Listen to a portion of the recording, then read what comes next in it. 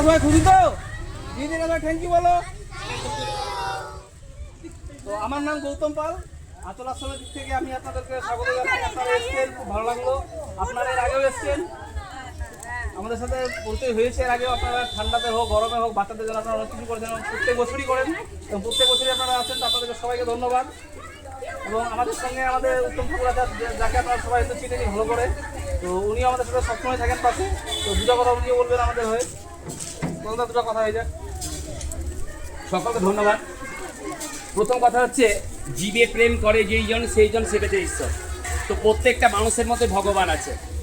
ভগবান মানে আমাদের শরীরটা হচ্ছে, আমি যেহেতু ধর্মাবলী লোক, সেটা ধর্মের কথাই বলি। আমাদের শরীরটা হচ্ছে কৃষ্ণের আর প্রাণটা হচ্ছে রাধারানী।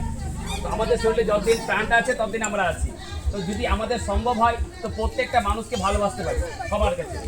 তো তার মধ্যে কিছু কিছু বাচ্চাদের আমরা যতখানি পারি শিক্ষা দিতে পারি। সঙ্গে সহযোগিতার যে আপনারা হাত বাড়িয়ে দিচ্ছেন, এই শীতের সময় শীত বস্ত্র, পূজার সময় নতুন কাপড়, আবার ভালো মন্দ কিছু খাবার যখন দিচ্ছেন, এই জন্য ঠাকুরের কাছে প্রার্থনা করি আপনারা সবাই যেন ভালো